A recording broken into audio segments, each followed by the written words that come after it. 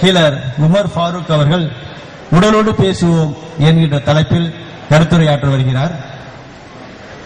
மனிதன் பிறந்த பொழுது மனிதனோடு பேசிய முதல் நபர் யார் என்றால் அவனது உடல் தான்.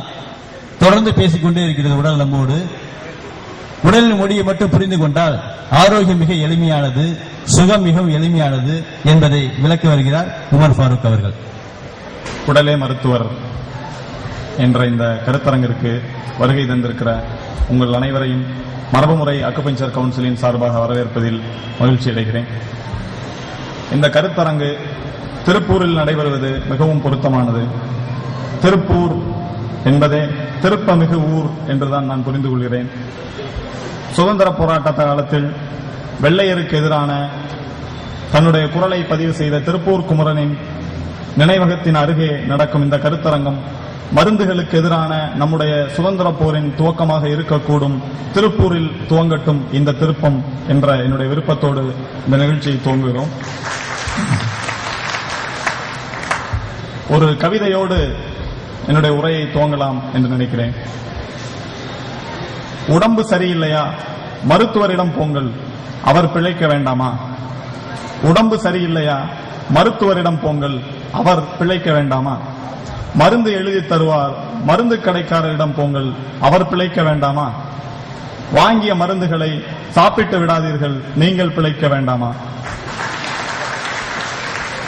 இந்த கவிதை ஒரு 50 ஆண்டு காலமாக தமிழகத்தில் புழக்கத்தில் இருக்கக்கூடிய ஒரு கவிதை. சித்த மருத்துவம் வளர்ந்த இந்த தமிழ்நாட்டில் ஆங்கில மருத்துவம் வேரூன்ற துவங்கிய போது நம்முடைய கிராமத்து தாத்தாமார்களும் பாட்டிமார்களும் ஒரு பழமொழியை சொல்வார்கள். கண்டது பாம்பு, கடித்தது கருக்கு. கண்டது பாம்பு அப்படின்னா பாம்பை பார்த்துட்டாங்களாம், கடித்தது கருக்கு. ஆனா பாம்பு கடிக்கல, ஏதோ ஒரு கருக்கு முள் வந்து குத்திருச்சு. கண்டது பாம்பு, கடித்தது கருக்கு, தின்றது மருந்து, கொன்றது டாக்டர் அப்படின்னு சொல்லுவாங்க நம்ம கிராமத்துல.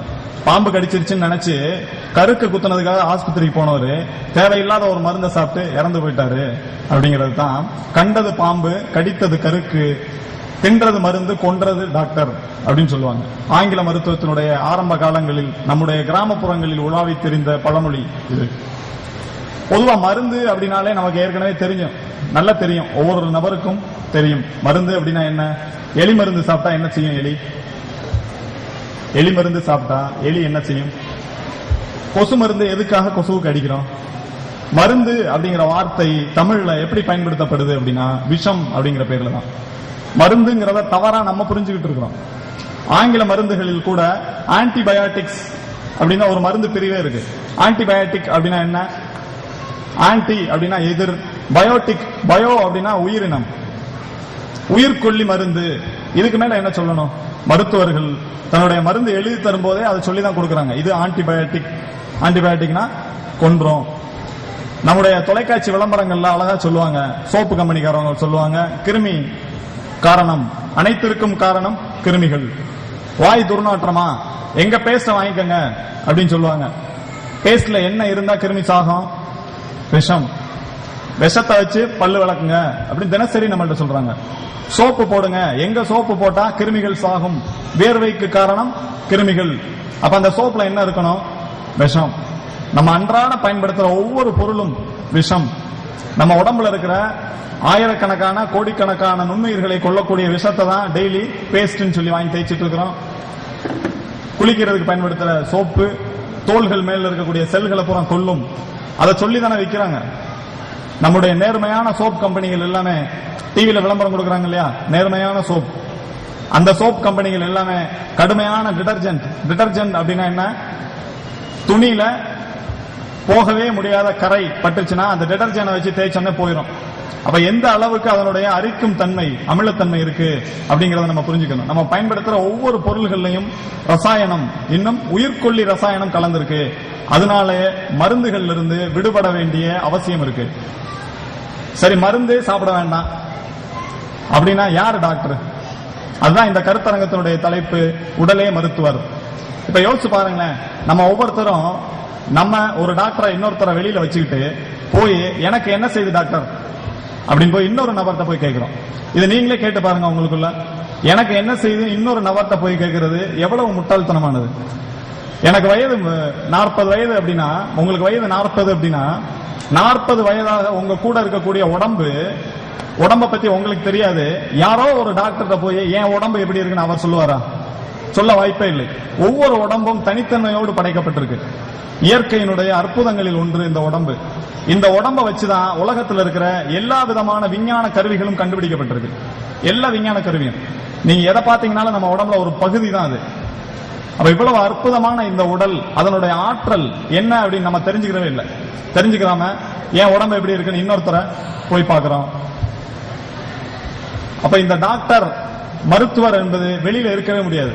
நாங்க அடிப்படையாவே ஏதோ ஒரு மருத்துவத்தை பிரச்சாரம் பண்றதுக்காக வரல, நேரடியாவே விஷயத்தை சொல்லலாம் நினைக்கிறேன். நீங்க எந்த விதமான மருத்துவமனைகளுக்கும் போக கூடாதுங்கிறதா எங்களுடைய நோக்கம். நாங்க தனியா மருத்துவமனை வச்சிருக்கிறோம், அது வேற. அங்க கூட நீங்க வராதீங்க. இயல்பாவே நாங்க இந்த கருத்தரங்கத்தில் நாங்க சொல்ல வர்ற விஷயம், ஹோமியோபதி, அக்குபஞ்சர், இன்னும் ஏராளமான மாற்று மருத்துவங்கள், ஆங்கில மருத்துவம், எங்கேயுமே போயிடாதீங்க, எங்கேயுமே போகாதீங்க. உடல் மருத்துவர் அப்படின்னா இன்னொரு மருத்துவரை எதுக்கு நீங்க தேடி போகணும்? அப்ப அந்த உண்மையை கற்றுத் தருவதுதான் இந்த கருத்தரங்கத்தினுடைய நோக்கம். சரி, மருத்துவத்துக்கே போகாதீங்கன்னு சொல்றீங்க, அப்ப நோய் வராம எப்படி இருக்கிறது? அப்ப யாருதான் டாக்டர்?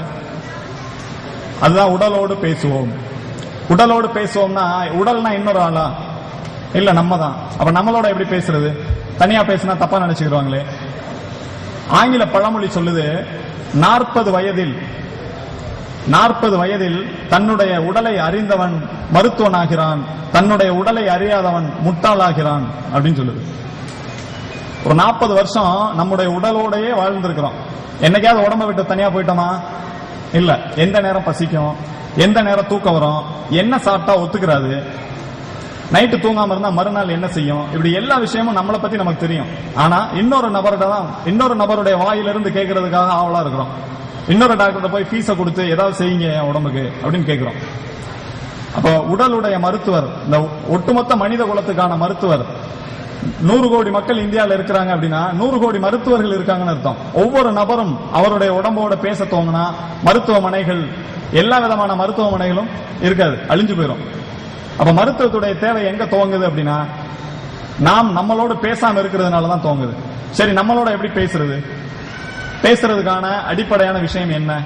இப்ப நான் பேசுறதவே நீங்க கேட்கும் போது உங்களுக்குள்ள ஒரு ஆள் உட்கார்ந்து இருப்பாரு. இப்ப எனக்குள்ள ஒரு ஆள் உள்ள இருக்காரு, வெளியே ஒருத்தர் பேசிட்டு இருக்காரு. உங்க கூட அதே மாதிரி உங்களுக்குள்ள ஒரு ஆள் உட்கார்ந்து இருப்பாரு, நான் பேசுறத கமெண்ட் பண்ணிட்டு இருப்பாரு. இதென்ன மருத்துவமனைக்கு மூட போறாங்கன்னா, இப்படி ஒருத்தர் உள்ள இருந்து பேசிட்டு இருப்பாரு. அந்த நபர் இருக்காரு இல்லையா, அவரை ஃபாலோ பண்ணுங்க. அவர் உண்மையாளர், மனசாட்சி, அவருக்கு உலகத்தை பத்தி எல்லா விஷயமுமே தெரியும். அவரை பத்தி நமக்கு தெரியாது, ஆனா அவருக்கு உலகத்தில் இருக்கிற எல்லா விஷயத்தை பத்தியும் ஞானம் இருக்கு, பிறவி ஞானம் அது. அந்த நபரை நீங்க ஃபாலோ பண்ணுங்க. பசிக்குது உங்களுக்கு, யார் சொல்றா உங்கள்ட்ட? உங்களுக்கு பசி எடுக்கிற உணர்வை உங்களிடம் சொல்வது யார்? அதுதான் அவரு உள்ள இருக்காரு. அவர் பேர் தான் டாக்டர். உலகத்துல மருத்துவங்கள் கண்டுபிடிக்கிறதுக்கு முன்னாடி இருந்து, மருந்துகள் கண்டுபிடிக்கிறதுக்கு முன்னாடி இருந்து ஒவ்வொரு நபரும் டாக்டராக தான் இருந்தாங்க. நம்ம முன்னோர்கள் 125 வயசு வரை இருந்தாங்க, கடைசி வரையும் நல்ல ஆரோக்கியத்தோட இருந்தாங்க அப்படிங்கறத நம்ம பெருமைக்காக சொல்லிக்கிட்டே இருக்கிறோம். ஆனா ஒவ்வொரு நபரும் மருத்துவராக இருந்தார் அப்படிங்கறத மறந்துடும். எந்த டாக்டர்டையும் போய் நிக்கிறது இல்ல, இன்னொருத்தருக்கு ஆலோசனை சொல்லக்கூடிய நபர். நீங்க உங்களுடைய உடலை உணர்ந்துட்டீங்கன்னா உலகத்தில் இருக்கிற எல்லா உடல்களுக்கும் ஆலோசனை செய்யலாம், உலகத்தில் இருக்க எல்லா மனுஷங்களுக்கும் ஆலோசனை சொல்லலாம். அப்ப உங்களோட ஒவ்வொரு விஷயத்தையும் நீங்க கவனிக்க ஆரம்பிக்கணும், உங்களோட உடம்போட பேசணும். பசிக்குதா? உள்ள இருந்து சொல்லுவாரு, சாப்பிடப்பா அப்படின்னு சொல்லுவாரு. நம்ம டயத்தை பார்த்துட்டு, இல்ல எனக்கு வேலை இருக்கு, பிஸியா இருக்கு, என் ஷிஃப்ட் முடியல, இன்னும் விட மாட்டாங்க. அப்ப நம்ம என்ன செய்யறோம்? பசி அப்படிங்கிற இயற்கையினுடைய உணர்வை கழுத்தில் ஏறி மிதிக்கிறோம். என்ன செய்யும் பசி? என்ன செய்யும்? இயற்கை அழகா திருப்பி கொடுக்கும். ஒரு காலத்துல உங்கள்ட்ட சாப்பிடறதுக்கு நிறைய பொருள் இருக்கும், பசியே இருக்காது. நீங்க பசியை மறுத்து வந்தால் பசி உங்களை மறுக்கும். தண்ணி தவிக்கும், குடிச்சாகணும். இயற்கை கேட்குது, தண்ணி தாகம்ங்கிற உணர்வு மூலமா தண்ணி கேட்குது. நீங்க தண்ணி குடிக்கல, என்ன ஆகும்? எவ்வளவு தண்ணி குடிச்சாலும் அடங்காத தாகத்தை ஏற்படுத்தும். உடம்ப ஒரு உயிர், அத ஒரு மிஷினா பார்க்காதீங்க. பெட்ரோல் ஊத்துனா 100 கிலோமீட்டர் ஓடணும், பைக் மாதிரி இல்ல உடம்பு. சாப்பாடு போட்டா வேலை செய்யுதுன்னு நினைக்காதீங்க. கேட்கும் போது சாப்பாடு கொடுக்கணும்.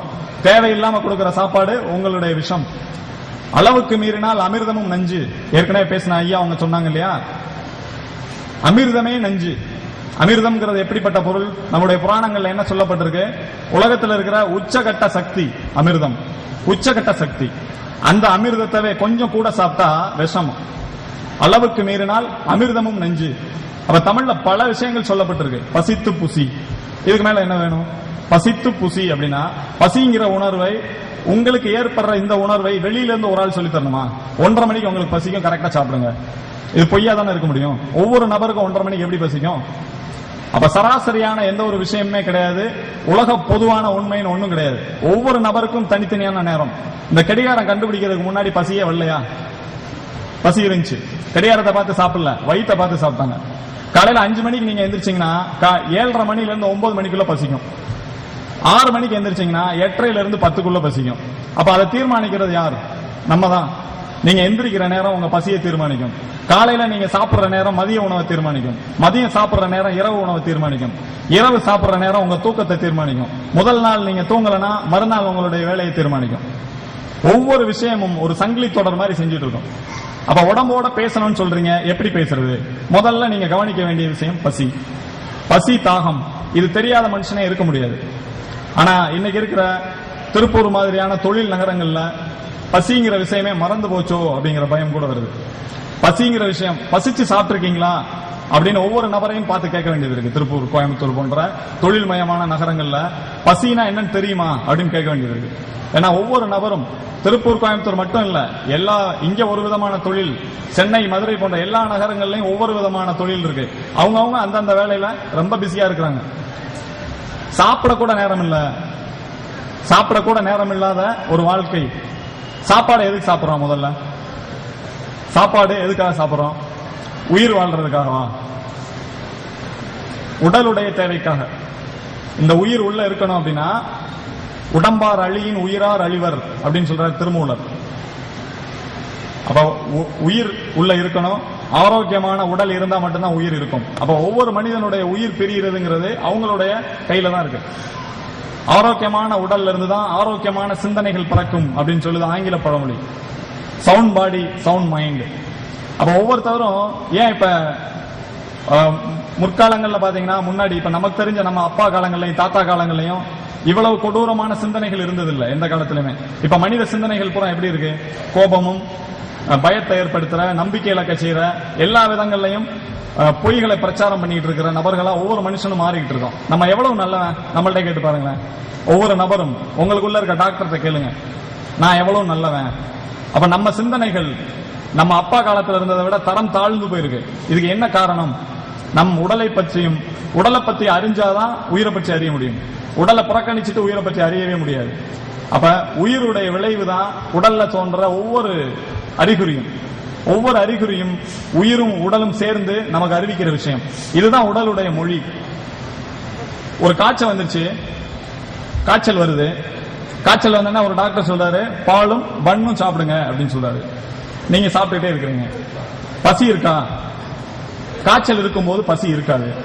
இப்ப எதுக்கு பாலும் பண்ணும் சாப்பிடணும்? அப்ப நமக்குள்ள இருக்கிற நபர், அவர்கிட்ட நீங்க காது கொடுத்து கேட்க ஆரம்பிச்சீங்கன்னா அவருடைய குரல் மிகப்பெரிய குரலா மாறும். அவர் சொல்ல மீறி நீங்க எதுவுமே செய்ய முடியாத அளவுக்கு சத்தம் கேட்கும். செய்யவே விட மாட்டாரு. ஆனா அவர் பேசும்போது நீங்க அதை புறக்கணிச்சீங்கன்னா அந்த சத்தம் இல்லாம போகும். அதுதான் மனசாட்சியை கொன்றவர்கள் சொல்லுவாங்க. மனசாட்சியே இல்லையா உனக்கு கேக்குறாங்க இல்லையா? அந்த மனசாட்சி அவர் தான் மருத்துவர். அவர் சொல்லுவார் ஒவ்வொரு விஷயத்தையும், இதை செய்யாத இந்த தொந்தரவு வந்துடும், இதை சாப்பிடாத இப்ப பசிக்கல, இப்ப பசிக்குது இதை சாப்பிடு. ரொம்ப தெளிவாக உள்ள இருக்கிற அந்த உட்குரல் பேச ஆரம்பிக்கும். அந்த குரலை நீங்க ஃபாலோ பண்ணீங்கன்னா எந்த விதமான மருந்துகளும் தேவையில்லை, எந்த விதமான தொந்தரவுகளும் வரவே வராது. பசிங்கிற உணர்வு ஏற்படும் போது சாப்பிடுறது, தாகம்ங்கிற உணர்வு ஏற்படும் போது தண்ணி குடிக்கிறது, இப்படி தோங்குனீங்கன்னா ஒவ்வொரு விஷயத்தையுமே ரொம்ப தெள்ள தெளிவா அறிவிக்கும். அதே மாதிரி இரவுகள், திருப்பூர்ல இரவு சம்பந்தமா அவசியமா சொல்ல வேண்டியது இருக்கு. இரவு அப்படிங்கிறது மனிதனுடைய ஓய்வுக்கானது. அது எவ்வளவு தொழில்மயமான நகரமா இருந்தாலும் கூட இரவு அப்படிங்கிற விஷயம், இரவு அப்படின்னா இந்தியா மாதிரி 12 மணி நேரம் இரவு 12 மணி நேரம் பகல்ங்கிறது நமக்கெல்லாம் கொடுத்து வச்சவங்க. 18 மணி நேரம் பகல் இருக்கு பல ஊர்கள்ல, பல நாடுகள்ல 18 மணி நேரம் பகல் இருக்கு. அப்ப அவங்க எல்லாம் வேலை செய்யறதுக்காக பிறந்தவங்க. நம்ம அப்படி இல்ல. 12 மணி நேரம் பகல், 12 மணி நேரம் இரவு. அழகா அந்த 12 மணி நேரத்துல நல்ல விஷயங்களுக்காக சிந்திக்கிறதும் ஓய்வெடுக்கிறதும் தான் மனிதனுடைய அடிப்படையான வேலை. பொருள் அடிப்படையிலான நம்முடைய தேவைகள் பூராமே பகல்ல தான் வச்சுக்கணும். சூரியன் மறைஞ்ச உடனே நம்ம லைட்டை கண்டுபிடிச்சிட்டோங்கிறதுக்காக லைட்டை போட்டுட்டு வேலை செய்யக்கூடாது. அப்படி வேலை செஞ்சா இரவு 11 மணிக்கு துவங்குகிற உடம்புடைய செயல்பாடு, உடம்புடைய எதிர்ப்பு சக்தி வேலை செய்ய ஆரம்பிக்கும். தினசரி இரவு 11 மணிக்கு உடலுடைய எதிர்ப்பு சக்தி வேலை செய்ய ஆரம்பிக்கும். 3 மணி வரைக்கும் அவசியமாக நீங்க தூங்குற நேரம் அது. தூங்கல அப்படின்னா அந்த எதிர்ப்பு சக்தி வேலை செய்யாது.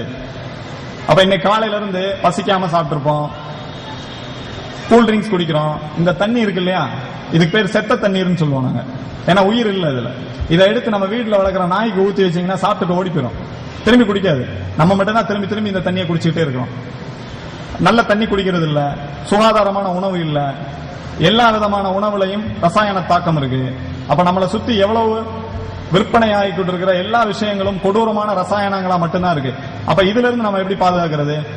இந்த ரசாயனம் இல்லாத உணவை தேடி போனா, ரசாயனம் இல்லாத பழங்கள், ரசாயனம் இல்லாத மருந்து ஏதாவது இருக்க முடியுமா? இப்படி தேடி போனா போயிட்டே இருக்கலாம். ஆனா இது இப்படி போறதை விட உங்களுடைய எதிர்ப்பு சக்தி ஆரோக்கியமானதாக இருந்தால் எதை வேணாலும் சாப்பிடலாம், என்னமும் ஒண்ணுமே ஆகாது.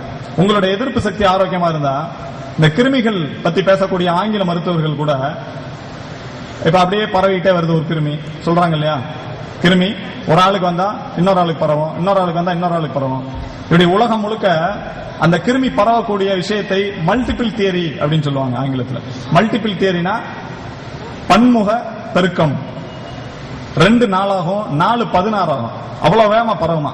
அப்ப இந்த டிபி கிருமி இருக்கு இல்லையா, டிபி காசநோய் கிருமி, எனக்கு காசநோய் இருக்கு, நான் இருமுனா இந்த கிருமி இப்படியே வேகமா பரவி உங்களுக்கு எல்லாம் வந்துடணும். அப்ப திருப்பூர்ல ஒரு 1000 பேரை கூட்டி டவுன் ஹால்ல உட்கார வச்சு இந்த காசநோய் கிருமியை பரப்பி விட்டா இந்த 1000 பேருக்கு வந்துடணும். ஆனா அப்படி வருமா? இதுவரை எங்கேயாவது கேள்விப்பட்டிருக்கீங்களா? இப்படி இந்த கூட்டத்துக்கு போனவங்களுக்கு பூரா காசநோய் வந்துருச்சு, கேள்விப்பட்டதில்லை. அதே மாதிரி காலரா, ஒரு கிராமத்துல 10 பேர் காலராவால் சாவு அப்படின்னு பேப்பர்ல போடுவாங்க. காலராங்கிறது தண்ணீர்ல பரவும் வியாதி அப்படின்னு ஆங்கில மருத்துவம் சொல்லுது. ஆனா தண்ணீர்ல அப்படி பரவி இருந்துச்சுன்னா ஏன் 10 பேர் மட்டும் செத்தாங்க? அந்த ஊருடைய ஜனத்தொகை அவ்வளவுதானா? இல்ல. இப்ப மஞ்சள் காமாலை, ஹெப்படைட்டிஸ் பிங்கிற வைரஸ் உங்க உடம்புக்குள்ள வந்து இப்படி ஏறிக்கிறது. சிக்கன் குனியாங்கிறது கொசு மூலமா வருது. இப்படி ஏராளமான விஷயம். இந்த கொசுவை ஒழிக்கிறதுக்காக 1800கள்ல இருந்து இன்னைக்கு வரைக்கும் செலவழிச்ச பணம் இருக்கு இல்லையா, உலக அரசாங்கங்கள் செலவழிச்ச பணம், இந்த உலகம் மாதிரி 15 தடவை இன்னொரு உலகத்தை ரெடி பண்ணலாமா இந்த கொசு விரட்டுறதுக்கு மட்டும்.